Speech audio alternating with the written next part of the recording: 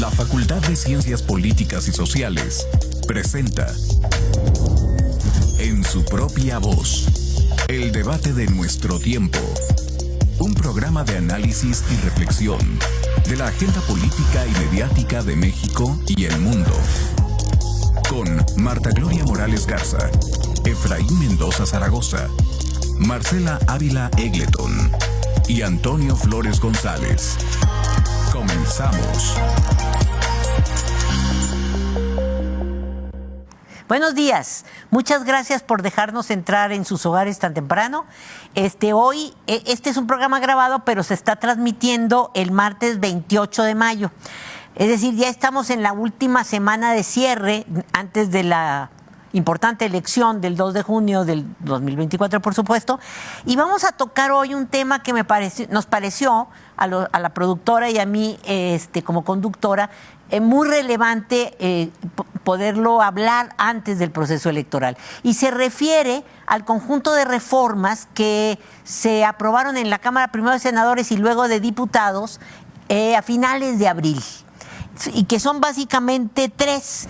A mí me parece que la más importante es la de amparo, pero no las podemos separar porque además de que fueron aprobadas las tres, el Fondo de Pensiones, la Ley de Amnistía y la reforma al sistema de amparo. Estas tres leyes las vamos a analizar en el contexto político actual, en el que se está viviendo, pues en el momento en que ustedes están viendo el programa, y que tiene que ver en este contexto electoral, pero lo vamos a hacer de la mano de un invitado muy especial para nosotros, para TV WAC y para mí en lo personal, porque lo conozco hace muchos años, el maestro César Tarelo, que es un maestro en Derecho, abogado, consultor privado, mucho tiempo fue maestro de la universidad y como maestro universitario lo conozco y lo respeto muchísimo. Y como es un tema muy conflictivo, porque no es el análisis así puro de la ley, sino en este contexto político, cómo se interpreta, me parece que la visión y la sagacidad del maestro Tarelo va a ser muy buena para el programa. Maestro, muchas gracias por haber aceptado nuestra invitación. Muchas gracias, doctora. Un gusto estar aquí con su auditorio y, bueno, siempre un placer de escucharnos. Gracias. Gracias a usted. Pues un poco lo que estaba explicándole al auditorio que usted me estaba oyendo ya, es que estamos en una situación que tiene muchas particularidades y estas tres leyes a las que estoy haciendo alusión y que le pediría su opinión, fueron aprobadas en los últimos meses de abril, los últimos días, de abril, pero en un contexto que yo podría definir de la siguiente manera. Por un lado, elecciones no muy competitivas y cerradas como quisiera la oposición, pero sí muy polarizadas, porque pareciera que por lo menos a nivel presidencial, si hacemos caso a las encuestas, el asunto no está muy cerrado. Sin embargo, sí es una campaña con mucha agresión, muy polarizada, que además ha polarizado también a lo largo de los 6 años, las diferentes interpretaciones o incluso posiciones encontradas entre el Poder Ejecutivo y el Poder Judicial. Por ejemplo, y también ha habido un tema que ha arrastrado esta administración muy complicado, diría yo, que es el tema de los estudiantes asesinados en Ayotzinapa, que tiene que ver un poco con la ley de amnistía.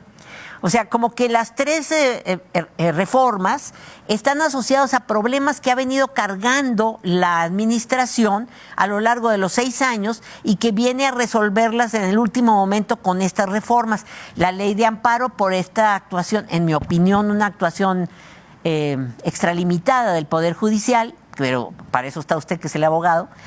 Por el otro lado, la incapacidad de resolver el asunto de Ayotzinapa, según dice la secretaria de Gobierno, porque nadie quiere hablar. Y finalmente el asunto de la reforma de pensiones, que tiene que ver más bien con este gran proyecto de la 4T de pensionar a los adultos mayores y, bueno, recuperar estos recursos para lograr una pensión más decente. No sé si justa, pero sí más decente. Entonces, bueno, usted tiene la palabra porque usted es el experto, pero estamos en ese contexto, el Poder Judicial presionando el asunto del juicio político contra Saldívar. Me parece que es un elemento extraño ahí que parece que no tiene nada que ver, pero tiene que ver con esta permanente interacción negativa entre el Ejecutivo y el Judicial. que es también un tema que está ahorita. Bueno, para el 28 de mayo que se proyecte el programa va a seguir igual de candente. Entonces, usted tiene la palabra, maestro Tarelo, cuando usted quiere y por donde usted quiere empezar. Gracias, doctora. Bueno, definitivamente son muchos temas y cada uno tiene una explicación técnica que puede ser un poco más profunda y a lo mejor nos llevaría un programa por cada uno de estos, Sí. de estas situaciones. Pero voy a tratar de abordar un poquito a partir del tema político que usted menciona. Definitivamente estas iniciativas de ley, de hecho ya venía acompañado de un paquete de iniciativas de reforma a la Constitución que se presentó desde el mes de febrero por parte del presidente Andrés Manuel López Obrador. Es decir, hubo un paquete de iniciativas provenientes del Ejecutivo para reformar la Constitución. Algunas positivas, algunas cosas muy negativas. Y ese paquete iba a estar más complicado porque desde luego la reforma constitucional es más compleja, es un procedimiento más complejo porque se requiere una mayoría calificada del Congreso de la Unión y además se requiere una mayoría de votación positiva de las legislaturas de todas las entidades federativas. Claro. Entonces iba a ser más complicado ese tema. Y para precisamente buscar un revés al Poder Judicial y a las determinaciones que no le han gustado al presidente, mandan por parte de Morena y sus, en este caso el senador Monreal y las personas que lo acompañan desde la Diputación y desde el Senado, proponen un decreto de iniciativa de reforma a la ley de amparo, una adición de un artículo 9 a la ley de amnistía, y desde luego el decreto legislativo para reformar la ley del Infonavit, la ley del Seguro Social y otra disposición normativa para el tema de las pensiones. Vamos por partes y luego pareciera que el Poder Judicial revira con el tema de Saldívar, pero por ahí hay un tema que usted mencionó de juicio político que me parece necesario aclarar porque no provendría del Poder Judicial. No. Me explico. En un primer término, el presidente Andrés Manuel López Obrador a lo largo de su gobierno culpa al Poder Judicial de detenerle todos sus proyectos o gran parte de sus proyectos. Déjeme detenerlo ahí, maestro. ¿Y no? Porque la percepción que tenemos los ciudadanos, no los abogados, ese es usted, es eso, que cada vez que sale una reforma de ley, hay un amparo y se suspende. Entonces, pues, ¿cuál división de poderes? Entonces, ¿para qué sirve lo que hacen los diputados si los jueces lo van a parar? Precisamente por eso existe la división de poderes. El Poder Judicial tiene la capacidad de poder controlar los excesos del Poder Ejecutivo o del Poder Legislativo. Y la suspensión en el ¿Y quién controla al judicial, oiga? ¿Mande? ¿Y quién controla al judicial? Bueno, el Poder Judicial lo encabeza la Suprema Corte de Justicia de la Nación. Pues sí, pero usted dice que el judicial controla al legislativo y al ejecutivo. Lo entiendo. ¿Y quién controla al Poder Judicial? Nadie. No, bueno, lo que pasa es que el Poder Ejecutivo es unipersonal y se representa solamente por el titular del Ejecutivo, la presidenta o el presidente. El Congreso de la Unión, bueno, se conforma de 2 cámaras, cada cámara tiene una representación que son sus mesas directiva y obviamente en conjunto trabajan y el Poder Judicial pues tiene una Suprema Corte de Justicia de la Nación que es la que encabeza ese poder. Cada uno de los poderes tienen un poder, una soberanía, de hecho así se les conoce, y toman sus propias determinaciones dentro del marco constitucional. Es decir, dentro de las reglas que para cada una de estas funciones de Estado establece la Constitución Federal.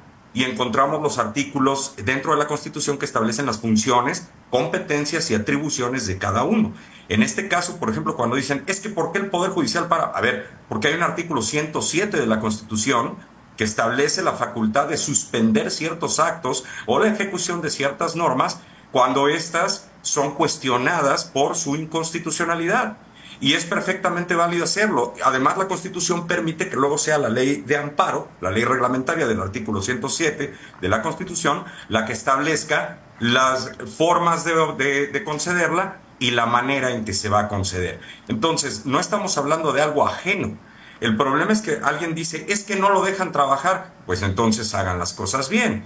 Es que no me dejan trabajar, bueno, pues es que todos tenemos un derecho de controvertir los actos de gobierno o las leyes que consideramos inconstitucionales, y si no existiera la figura de la suspensión, que no es nada nuevo, esta figura existe desde el siglo XIX en nuestro país. Si no existiera esta figura, entonces muchas veces el reclamo de los actos o de las leyes quedaría sin efecto, sin materia. ¿Por qué? Porque para cuando ganara el reclamo ya estaría ejecutado el acto y a veces de modo irreparable o de tan difícil reparación que no tendría ningún sentido haber presentado una demanda de amparo. Una pregunta. Con retraso. Ok, entiendo. Una pregunta de una neófita. Por ejemplo, en el caso de la ley de educación, que no es la que estamos tratando, por cierto, pero la Suprema Corte la suspende por un asunto de procedimiento. O sea, no se aplica, digamos, el artículo 107 de la Constitución al que usted hace referencia, porque no entró en la materia de la ley y no está diciendo que sea inconstitucional. Porque el artículo 107, si yo no estoy equivocada, pero usted me puede corregir, es cuando la Suprema Corte de Justicia considera que está violando la Constitución, y ahí es donde interviene, lo cual me parece correcto. Pero en el caso de esta ley de ciencia, de ciencia y tecnología, la Suprema Corte suspende porque según ella el procedimiento de la elaboración de la ley no siguió lo previsto, que se refiere a un parlamento abierto. Que por cierto sí hubo, pero no los 7 foros comprometidos. Y entonces yo digo, bueno, está suspendiendo por un procedimiento, no porque la ley sea inconstitucional. ¿Eso se vale? Bueno, es que hacer la ley en contra de lo que mandata el procedimiento legislativo, pues es inconstitucional. Si tú tienes una regla del juego para crear una ley y no respetas las reglas, pues entonces esa ley es inconstitucional. Es una de las formas de declarar inconstitucional una ley cuando no se respetó el procedimiento legislativo. Lo mismo acaba de pasar aquí en Querétaro, por ejemplo. Declararon inconstitucional las reformas que hicieron en julio del año pasado a la ley electoral del estado de Querétaro. Sí. ¿Por qué? Pues porque se les ocurrió a los diputados de la legislatura aprobar un dictamen que no era el mismo que se había presentado para discusión. Se los cambiaron en la noche, dicen, y se aprobó otro distinto. Eso es una violación máxima al procedimiento. ¿Cómo no va a ser inconstitucional una ley que tiene estas falencias? Claro, aquí se declaró así no por un amparo, sino por una acción de inconstitucionalidad. Recordemos que para controvertir la constitucionalidad de una ley hay 3 vías. Está la controversia constitucional, que esa se da entre poderes del Estado o de los estados y los municipios, o entre municipios y entidades federativas o municipio-federación, es decir, un catálogo de controversia que puede darse entre los poderes o entre las distintas entidades. Están las acciones de inconstitucionalidad, que las puede promover las Defensorías de Derechos Humanos o la Fiscalía, o la pueden promover la propia legislatura con un número de legisladores, o bien para los ciudadanos y las ciudadanas, cuando una ley es inconstitucional y consideramos que afecta nuestros intereses o un interés legítimo, es decir, al grupo donde nosotros nos adscribimos y puede tener un impacto negativo en mi contra, entonces tengo el juicio de amparo. Oiga. Es decir, hay distintos mecanismos para controvertir la inconstitucionalidad de leyes. Y en el caso de esta reforma... fueron contra la ley de amparo. Y esto de la ley de amparo lo hicieron con nombre y apellido porque no le gustó al presidente que en varios tramos del Tren Maya se hayan concedido suspensiones para parar las obras. Pero era porque había mucha gente, sobre todo grupos ambientalistas, que dicen, oye, aquí no planearon bien, aquí van a demoler un cenote, aquí van a afectar cierta parte de la selva. ¿Cómo es posible que sin planeación, cómo es posible que sin un estudio de impacto ambiental me está haciendo esto? Entonces, grupos ambientalistas empezaron a promover la inconstitucionalidad de varias partes de los decretos para afectar, en este caso, parte de la selva maya. Y, digo, por el Tren Maya, ¿no? Entonces, esto generó suspensiones y paraban las obras. Y entonces lo que decía el presidente es, ¿cómo es posible que unos cuantos corruptos, porque inmediatamente y eso es una verdad. Bueno, pero quitemos el adjetivo. Pero ¿cómo es posible que unos cuantas personas... O sea, quitemos el adjetivo, César. Pero, ¿cómo funciona la ley de amparo? Porque lo que entendí yo es que lo que se modifica es que la suspensión no puede ser general, sino solo a los afectados. Entonces, mi pregunta es, una pregunta, más allá de que sean corruptos o no, eso yo no lo sé y no lo voy a hablar. Pero, ¿cómo es posible que unas personas contadas con los dedos, 3, 4, 5, 10, cancelen una obra para todo el país? Pregunto. A ver, tenemos que entender algo. Punto número 1. México sufrió una reforma constitucional sumamente importante, de gran calado, a partir del 6 de junio de 2011, cuando se promulga y se publica la reforma constitucional del artículo 1, que fue la que amplió los derechos humanos, sumó los tratados internacionales en materia de derechos humanos, creó lo que muchos llamaron el bloque de constitucionalidad y habló de progresividad de los derechos humanos, no de regresarlos, no de regresar a como estábamos antes limitados, sino de que tienen que ser dinámicos, progresivos, abiertos. Habló de pensar siempre a favor de la persona y no en contra de la persona. Entonces, hablamos de una progresión de derechos humanos y una ampliación de ellos a partir de la reforma de 2011.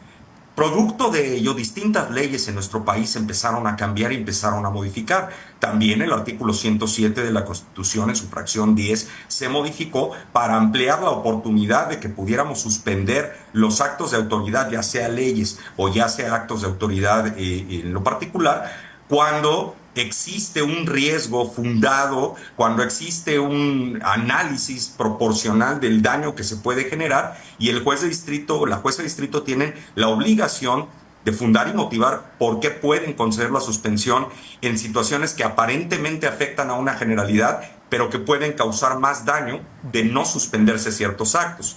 Y esto aparejado con la reforma de 2013 de la Ley de Amparo, que prácticamente se creó una nueva Ley de Amparo en 2013, en donde se introdujo precisamente el concepto del interés legítimo, también planteado desde la Constitución, desde la reforma de 2011.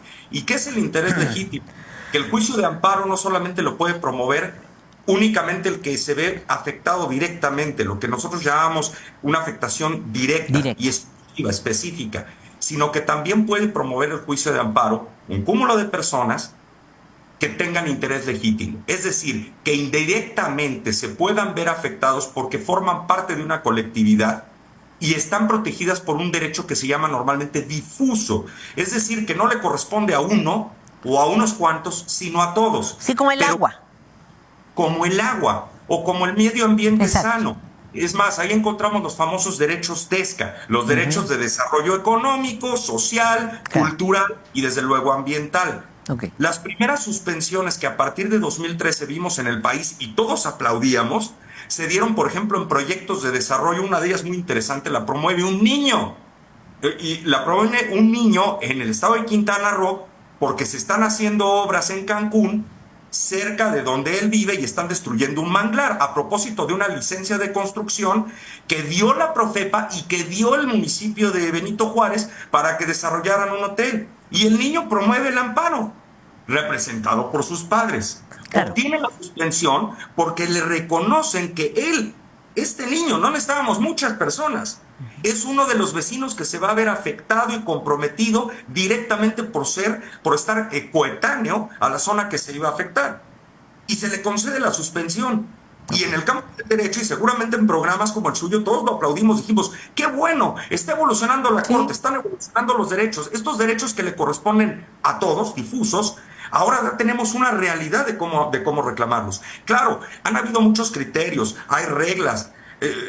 Es más, ahorita actualmente una abogada y yo estamos también promoviendo un amparo de esta índole y conseguimos una suspensión representando a una persona moral que se dedica a cuidar el medio ambiente, y estamos defendiendo un área natural protegida porque 2 hectáreas les cambiaron el uso de suelo en un municipio. Ok, pero a ver, Y en colectividad pues, es César, una persona moral de 5 personas. Estoy de acuerdo.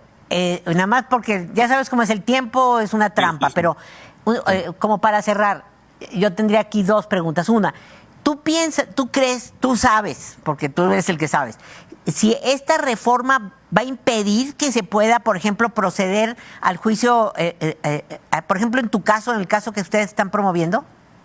¿Sí? Por supuesto, es una reforma regresiva, porque al artículo 129 de la Constitución le quitan a los jueces y juezas de distrito la facultad de determinar conceder la suspensión en este tipo de actos, porque dicen, solo tiene que ser personal y directo, no puede ser genérico.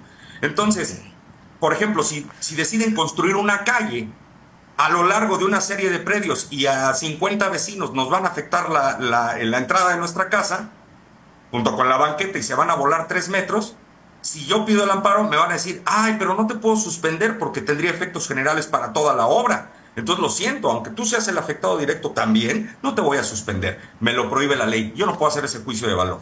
Okay. Y en el caso del 148 de la ley de amparo que se modifica, tampoco puede proceder la suspensión cuando se trata de leyes inconstitucionales. Claro. Esta también es nombre y apellido. Sí. Es el caso de los trabajadores y las trabajadoras del Poder Judicial que les querían reducir una serie de prestaciones y los fideicomisos con los que llegan a tener no solamente los jueces y ministros, también el personal laboral llega a tener varias prestaciones que hoy por hoy son conquistas laborales de ellos y se pueden perder si se pierden ciertas prestaciones laborales o ciertos fideicomisos. Entonces tienen el derecho de reclamar y como les dan la suspensión no se aplica la ley. Ok, entonces es previsible. Van a quitar. Pregunto yo, ¿es previsible entonces que esta ley se derogue, o no sé cómo será la palabra adecuada, tú dímela, por la Suprema Corte? Es decir, va a decir que es inconstitucional.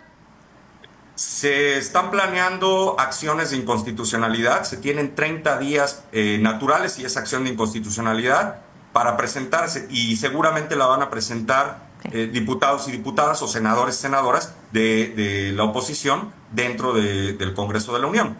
Está corriendo el plazo y estoy casi seguro que van a presentar las controversias constitucionales, perdón, las acciones de inconstitucionalidad, porque efectivamente es regresivo. O sea, por querer darle un escarmiento a unos cuantos que hicieron enojar al presidente, regresa la ley de amparo a una condición que teníamos hace más de 10 años. Y eso me parece un retroceso que no tenemos por qué sufrir la ciudadanía, ¿no? Por caprichos. Okay. Oye, para dejarle planchada la cama a Claudia Sheinbaum. No, creo que no es lo correcto. Tenemos 4 minutos, pero yo quiero, porque este tema me parecía muy importante, que me pregunto si realmente no crees, porque hay un montón de comentarios en ese sentido, de si la ley de amparo tendría que haber sido modificada. Porque a lo mejor esta modificación, me queda muy claro que en tu opinión no es el caso, pero esta modificación no es la pertinente según tu opinión, pero ¿no te parece que hay un uso excesivo del amparo que va entorpeciendo al aparato de justicia? Fuera de esta modificación, no. No, y de hecho, más bien, todo viene con los criterios de los jueces. Si no estás de acuerdo con el criterio del juez, pues tú puedes utilizar un recurso para que conozca un tribunal colegiado. Pues sí, César, pero hablas de una justicia que se tarda añales, todo porque cualquier cosa y amparo, y otro amparo. O sea, amparo que usamos los ciudadanos, bueno, yo no, afortunadamente nunca he usado un amparo porque nunca estaba en ese trance, pero que los ciudadanos... Ojalá nunca esté del otro lado del cañón, porque cuando la gente se queja como el presidente de lo que le hacen, nunca se pone del otro lado, no se trasplanta. Pero mira, a mí por no ejemplo... me gustaría estar del otro lado del cañón y no tener con qué defenderme. No, está bien, pero no hay nada en la ley de amparo que debía ser modificado, César. Me parece que ya había tenido una modificación bastante buena y los criterios que se han venido dando desde 2013 a la fecha han afinado bastante ese tema precisamente también para evitar los abusos. Oiga, ¿y cómo interpreta, a la luz de esto que me ha dicho, este asunto de la investigación de Arturo Saldívar? ¿Como la venganza del Poder Judicial? No, yo creo que hay un tema. Tienes un minuto, por cierto. Ok, no confundir juicio político con procedimiento. No, sí, me equivoqué. La Suprema Corte de Justicia está iniciando un procedimiento administrativo de sanción que es distinto a un juicio político porque es desde el Congreso de la Unión y la finalidad es castigar faltas graves porque hay varias denuncias. Una de las más importantes, artículo 101, de la Constitución, de la Ley Orgánica del Poder Judicial de la Federación. El señor, todavía sin que le hayan admitido su renuncia, se sumó a la campaña de Claudia Sheinbaum cuando eso está prohibido en términos de su ley orgánica. Eso es una falta. Okay. Y tendría que ser sancionado por ella. Esa es una de las que sí se ha revelado la denuncia por parte del abogado que la presentó. Okay. Porque fue evidente, así como el presidente diciendo que él le hablaba al presidente de la Suprema Corte para pedirle favores en casos que a él le interesaban. Esas dos son las dos acusaciones que conocemos todos. Hay otras que ya hablan de influencias o que hablan de presiones o acoso laboral que no conocemos porque pues obviamente son parte de un conocimiento de una investigación de la propia Suprema Corte de Justicia de la Nación que el Pleno está instruyendo. Muchas gracias, César. Dejamos en el tintero los otros dos. Como te dije, nuestra conversación previa era demasiado complicado tratar los 3 temas de las 3 leyes, pero lo dejamos para después. Si te parece, después de las elecciones tendremos otra posibilidad de hablar de la amnistía y de eso. Muchas gracias. Muchas gracias al auditorio y nos vemos el próximo martes. La Facultad de Ciencias Políticas y Sociales presentó En su propia voz, el debate de nuestro tiempo. Un programa de análisis y reflexión de la agenda política y mediática de México y el mundo. Con Marta Gloria Morales Garza, Efraín Mendoza Zaragoza, Marcela Ávila Egleton y Antonio Flores González. Gracias por acompañarnos.